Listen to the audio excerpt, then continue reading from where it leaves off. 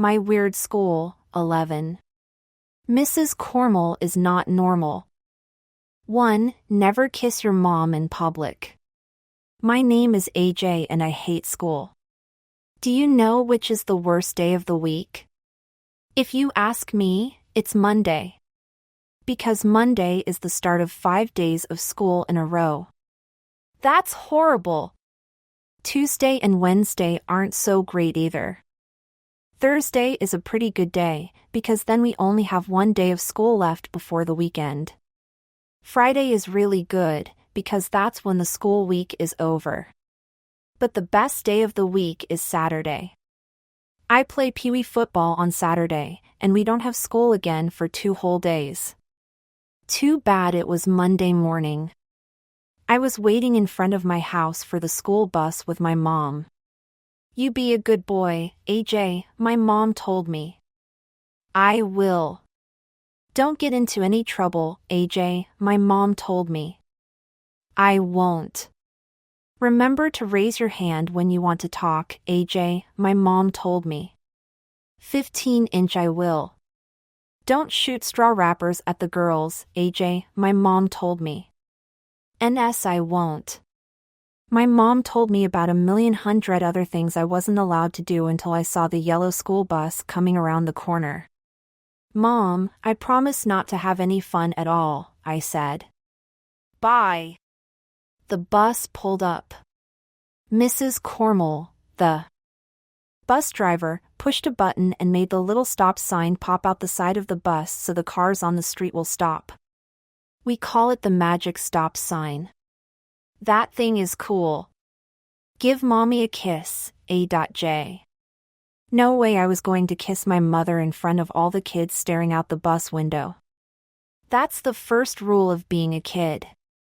Don't ever kiss your mother when other kids are watching. I don't want to be late for school, Mom. Give mommy a kiss, A.J. That's not gonna happen, Mom. Give mommy a kiss, A.J. Over my dead body, Mom. Give mommy a kiss, A.J. I will if you give me $100, Mom, I said. My mother tried to wrap her arms around me, but I know how to get away from tacklers.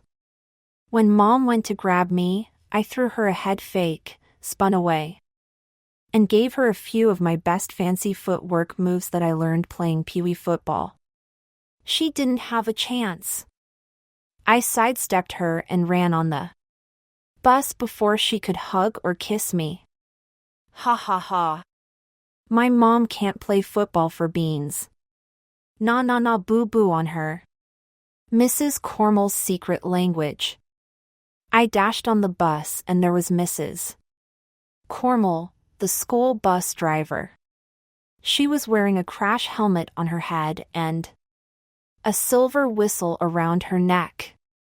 Bingle boo, AJ, she said. Bingle boo, Mrs. Kormel. Bingle boo is Mrs. Kormel's way of saying hello. One time I asked her why she doesn't just say hello like normal people. I'm inventing my own secret language, she told me. Everybody says hello, but I think hello is boring. I'm trying to get people to switch from saying hello to saying bingle boo. Secret languages are fun. Mrs. Kormel is not normal. Limpus kiddle, said Mrs. Kormel. That means sit down in Mrs. Kormel's secret language. I looked around the bus. There was a snot-covered kindergartner in the front row behind Mrs. Kormel and a few angry 5th graders in the back row. And 5th graders are really mean because they get a lot of homework. The more homework you get, the meaner you are. That's why 5th graders are meaner than 4th graders, and 4th graders are meaner than 3rd graders, and 3rd graders are meaner than 2nd graders. You don't want to go near 7th or 8th graders. They get lots of homework, and they just hate the world. I hope I never get to high school. I sat down in the middle by myself. Mrs. Kormel stopped the bus at the next corner, and a few other kids got on. At the stop after that, my friends Ryan and Michael got on. Bingle boo! Mrs. Kormel said to Ryan and Michael. Limpus kiddiddle. Ryan and Michael sat down next to me. What did you bring in for show and share? Ryan asked. I brought in an old light switch. I brought in a ball of string, said Michael. Show and share is when we bring something from home that starts with a certain letter of the alphabet and talk about it in class. Today's letter was S. I took my show and share thing out of my backpack. It was an action figure called Stryker Smith. He's a superhero from the future who travels through time and fights bad guys with a sharp sword that's attached to his hand. He can turn into a jet plane, too, and fly when you push a button. I saw a commercial for Stryker Smith on TV and bugged my parents until they finally got it for me. Stryker Smith belongs to a secret organization of crime fighters, I told Ryan and Michael, in case they didn't see the commercial. You should get extra credit, Ryan said, because Stryker Smith has 2 S's. He's cool, said Michael. Sometimes I take my old action figures down to the basement and my dad lets me saw them in half or torture them with his power eye drill. I take mine out in the sun and melt their faces with a magnifying glass, said Ryan. Michael and Ryan are weird. At the next stop, this really annoying girl in my class named Andrea who thinks she knows everything got on the bus with curly brown hair. Well, the bus didn't have curly brown hair. Andrea did. Bingle boo, Andrea, said Mrs. Kormel. Bingle boo, Andrea said. I'll go limpus kiddiddle now. What a brown-noser! Andrea plopped her dumb self down in the seat right in front of me, like always. Good morning, Arlo, she said. I hate her. Andrea's mother found out that AJ stands for Arlo Jervis, so Andrea went and told everybody. It was the worst day of my life. I thought I was gonna die. I wanted to switch schools or move to Antarctica and go live with the penguins, but my mom wouldn't let me. Penguins are cool. Are you boys ready for the big spelling test this afternoon? Andrea asked. Fut. Oh no. I forgot all about the big dumb spelling test. Can I be expected to remember stuff over the weekend? Weekends are for having fun, not for studying for tests. I hate spelling. B. Do you know how to spell spelling, AJ? Asked Andrea. It Eisen Erit Sisu. Sure, I said. IHATYOU at bar. Michael and Ryan laughed. Bra 15-inch. I made my own spelling flashcards, Andrea told us, and I'm going to use them for show and share, too. Because spelling begins with an S. I was going to tell Andrea that stupid also begins with an S and that's what she Smith is, but I decided I would save that and use it the next time she really got me mad. Andrea turned around so she wasn't facing us anymore. I picked up Stryker Smith and pretended that he was going to attack the back of her head with his sword. It was hilarious. Michael and Ryan laughed. But Andrea turned around suddenly, before I could take Stryker Smith away from her head. That's a nice doll, Arlo, she said. It's not a doll. I told her. It's an action figure. My mother told me that action figures are dolls for boys, said Andrea. They are not. I said. Are too, said Andrea. We went back and forth like that for a while. Stryker Smith is a one-man wrecking machine, I told Andrea. He belongs to a secret organization of crime fighters. If Stryker got into a fight with one of your dumb dolls, he would rip its head off. Dolls don't fight, Andrea said. Stryker Smith does, I said. I thought you said he wasn't a doll, Arlo. Why can't a bus filled with spelling flashcards fall on Andrea's head? 3. My head almost exploded.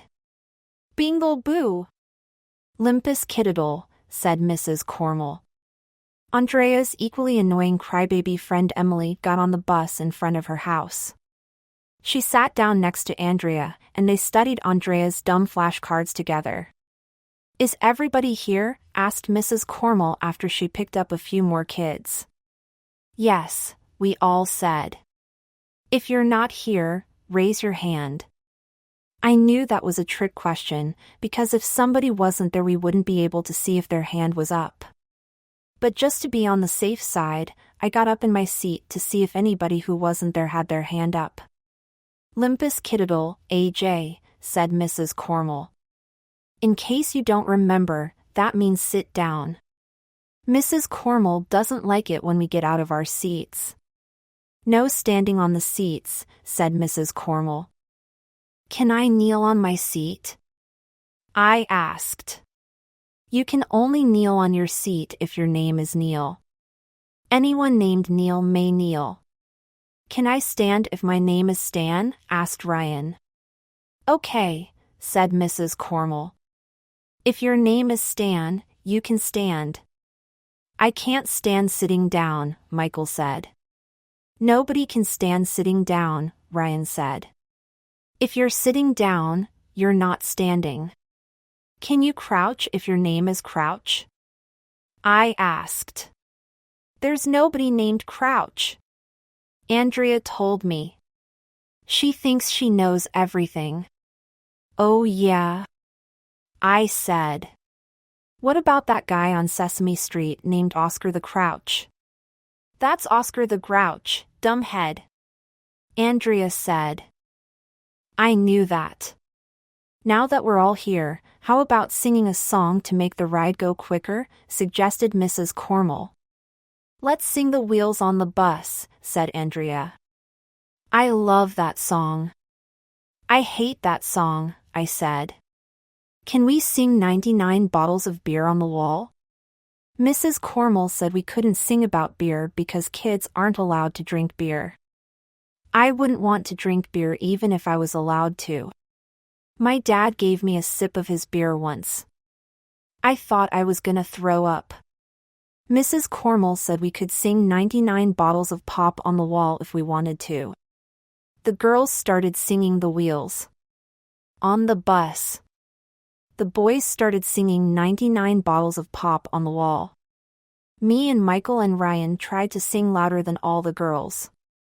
Andrea and Emily tried to sing louder than all the boys. It was really loud in there. Soon everybody on the bus was screaming, and kids were bouncing around like Mexican jumping beans. I covered my ears so my head wouldn't explode.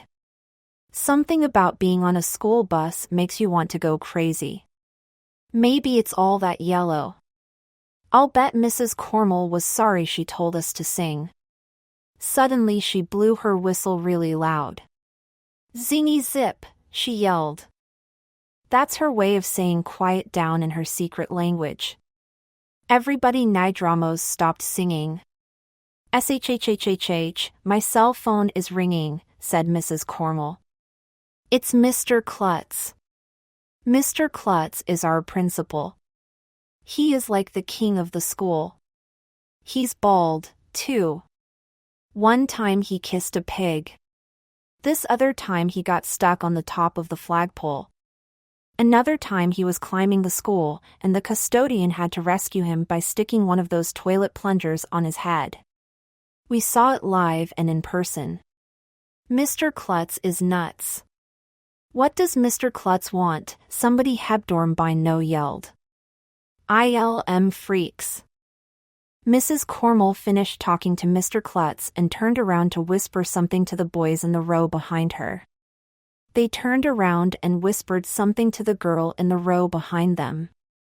She turned and whispered something to the girl in the row across from her, who then turned and whispered something to Michael. "We have to go pick up a nude kid," Michael whispered. "A nude kid?" I said. "That's disgusting. That nude kid better not sit next to me," said Ryan. "Tell the nude kid to put some clothes on," said Michael. 4. Are we there yet? We hadn't even met him yet, but suddenly everybody on the bus was buzzing about the nude kid. Some people don't believe in wearing clothes, said Andrea, who thinks she knows everything. They're called nudists. I call 'em freaks, said Ryan. My parents say we should respect and celebrate people's differences, Emily said. Your parents are weird, I told her. What's the big deal? Andrea asked. After all, we were born without clothing. You were born without a brain, I couldn't resist adding. Anytime anyone says anything about being born, always say they were born without a brain. That's the first rule of being a kid. I'm nude under my clothes, Ryan told us. Thanks for sharing that with us, I told him. Now I'm totally grossed out. Andrea said that nudists save a lot of money because they don't have to buy clothes. But Michael said that nudists have to spend a lot of money because they always have to buy sunscreen. But Emily said that nudists save a lot of money because they don't have to do laundry. But Ryan said that nudists have to spend a lot of money to heat their houses because they're so cold. The nude kid probably doesn't even have a closet at home, I said, because he doesn't have any clothes to put in it. Do you think nude kids are allowed to wear hats? Asked Michael. Zingy zip, yelled Mrs. Kormel. Mrs. Kormel had pulled out a big map and she had it opened up on top of the steering wheel. She told us we had to be quiet while she figured out the directions. I bet it's hard to drive and look at a map at the same time. To make things even worse, it started raining. Mrs. Kormel put the windshield wipers on. All the girls started to sing. The wipers on the bus go swish swish swish, swish swish swish, swish swish swish. Zingy zip! Mrs. Kormel yelled again. I can't concentrate. We drove for a long time in the rain. It was hard to go so long without talking. Are we there yet? Somebody asked. No, said Mrs. Kormel. Are we lost? Emily asked. Of course not, said Mrs. Kormel. I just don't know where we are. Oh no, we're going to miss show and share. Andrea said to Emily, like she was all worried. And I spent all weekend making my spelling flashcards. Ha ha ha. I spent all weekend playing football. Na na na boo boo on her. We were going to be late for school. It was great. I hoped Mrs. Kormel wouldn't find the right way to the nude kid's house for a while. Because right after show and share, we have math. And I hate math. 5. The middle of nowhere. Mrs. Kormel drove for 1,100,000 hours, and we still hadn't reached the nude kid's house. Where was it? Now show and share was over for sure. We probably missed math, too. If we didn't get to school soon, we would miss our dear time. That stands for drop everything and read. I hate reading. Finally we drove by some big trucks and there was a sign that said detour. Hey, we're going to take a tour, said Ryan. Tours are cool. Detours aren't tours, dumbhead, said Andrea. Workers are fixing the road, so Mrs. Kormel has to get off this road and go another way to the nude kid's house. Big Splattinger, said Mrs. Kormel as she slammed her fist against the steering wheel. I don't know what Big Splattinger means, but that's what Mrs. Kormel always says when she gets really angry or frustrated. What does Big Splattinger mean, Mrs. Kormel? I asked. Never you mind, said Mrs. Kormel. I think Mrs. Kormel must have said a bad word, said Ryan. But she said it in her secret language. Michael said, so we won't know what it means. You shouldn't say bad words. We all tried to figure out which bad word Knox Mrs. Kormel said. I had heard most of the bad words, but Michael and Ryan knew a few that I didn't know and they taught them to me. So even though we were really late for school, it was still a learning experience. After we got off the regular road, the road we were on wasn't even a real road. It was more like a jungle or a swamp or something. There were these big plants slapping against the bus windows. The ride was bumpy, and it was still raining. Mrs. Kormel could barely see in front of her. "This is like the rainforest," Andrea said. "I hope we don't get eaten by alligators," said Michael. "Look," somebody yelled. A family of ducks was crossing the road in front of us. "They're cute," shouted all the girls. "Let's run them over," shouted all the boys. I didn't really want Mrs. Kormel to run over the ducks, but it was hilarious anyway. Mrs. Kormel kept on driving, but I didn't see the nude kid's house anywhere. In fact, I didn't see any houses. Or human beings. "Where are we?" somebody asked. "The middle of nowhere," said Mrs. Kormel. I said it was too bad we weren't at the edge of nowhere. Because if we were at the edge of nowhere, we'd be right next to the edge of somewhere. And the edge of somewhere is near the middle of somewhere, which is where we wanted to be. Ryan said we were probably close to the nude kid's house. Because if you were nude, you'd probably live in the middle of nowhere. That way, nobody would see you. And that's where we were. It made sense to me. Andrea looked at her watch and got all upset. "We missed dear time," she complained. "We're very late for school now, ha ha ha. This was the greatest day of my life," said Mrs. Don't worry, Andrea, Kormel. "I'll get you to school if it's the last thing I do." Just then I had a genius thought. Right after dear time is spelling. I hate spelling. And if we'd missed dear time and we weren't even at the nude kids' house yet, there was a good chance that we were going to miss spelling, too. And that meant we would miss the big spelling test, which I didn't study for all. I decided that the nude kid was the coolest kid in the history of the world. Thanks to him, we were going to miss the big spelling test. "Big Splattinger," said Mrs. Kormel. "H.O., we all said. Mrs. Kormel said. "That bad word again." 6. The nude kid's dad. Finally, Mrs. Kormel stopped the bus in front of a house and pushed the button to make the magic stop sign pop out. "This must be the nude kid's house," Ryan said. Tear. It looked like a pretty normal house. There was a swing set on the lawn and a car in the driveway. You would never know that nudists lived there. Nobody came out of the house, so Mrs. Kormel honked the horn. We all craned our necks to get a look at the nude kid, but he didn't come out. "Where is he?" Ryan asked. Suddenly the front door of the house opened. A guy came out with an umbrella. And it was the most amazing thing in the history of the world. You know why? Because the guy had clothes on. The guy with clothes on came over to the bus. He climbed up the steps and said something to Mrs. Kormel. "Big Splattinger," muttered Mrs. Kormel after the guy got off the bus. She was probably mad at Mr. Klutz because he made her drive all the way out to the nude kid's house and the nude kid wasn't even there.